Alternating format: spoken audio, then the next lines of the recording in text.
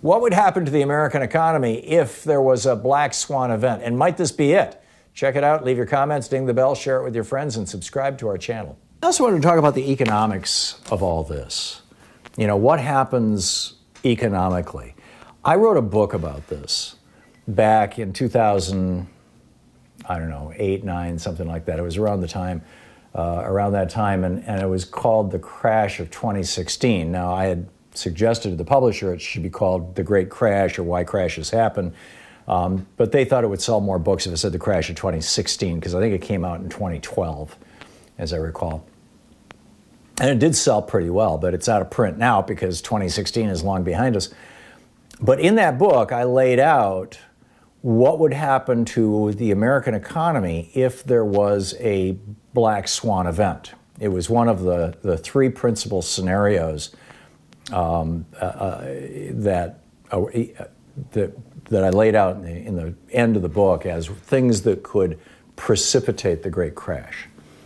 And I believe that that's what we're seeing right now, right in front of us. And that it's this virus, and it is interrupting supply chains. You've got car manufacturers in the United States that are having to shut down parts of their assembly lines because they can't get parts from China. You've got pharmaceutical supply chains. I shared with you earlier, I got an email from a pharmacy, an online pharmacy in Canada that I geez, it's been years since I used them, but that I have used in the past, and so I'm still on their email list, and they're talking about how, you know, so far they still have stock of all drugs, but this may not last more than a few more months, and so you might want to stock up. Now, there's a pharmacy saying this, and they're not, and like I said, I used to do business with this company. They're very reputable. I think that they're telling it like it is. I don't think that they're trying to goose a little extra sales right at the moment. Although one never knows, I suppose. But I've heard the same thing from my physician and from an acquaintance who owns a pharmacy down south.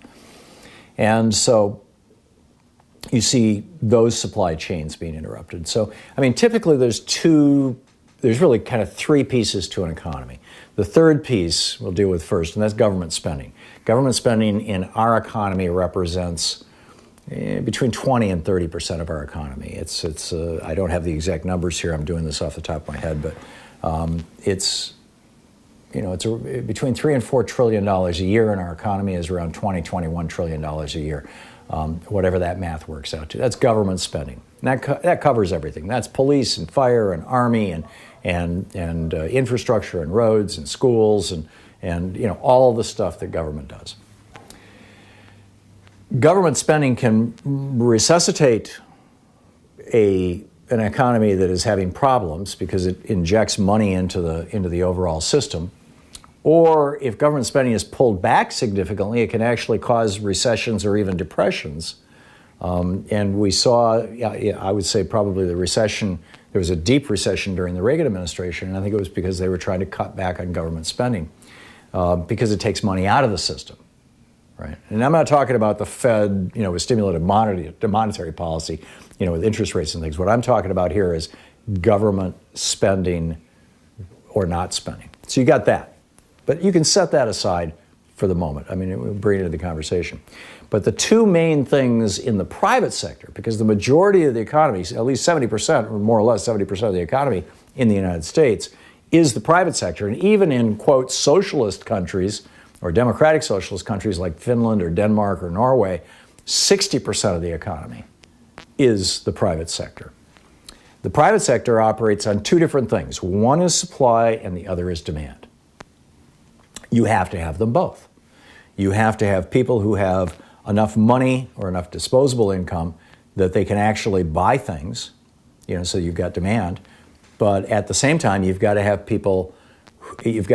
products available in stores for them to buy. So you've got to have supply.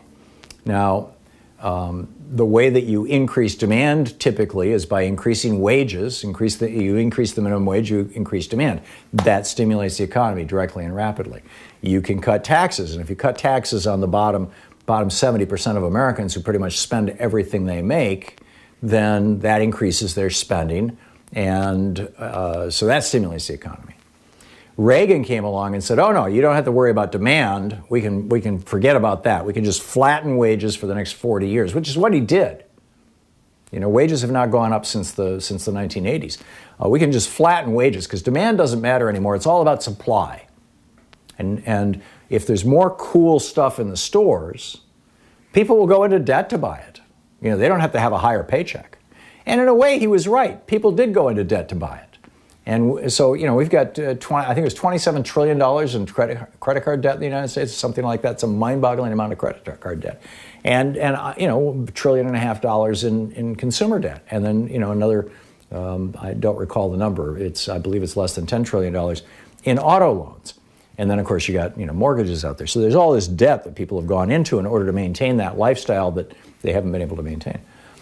But the bottom line here is this is how an economy works. People get money, they go out and buy things. That's the demand side of the economy.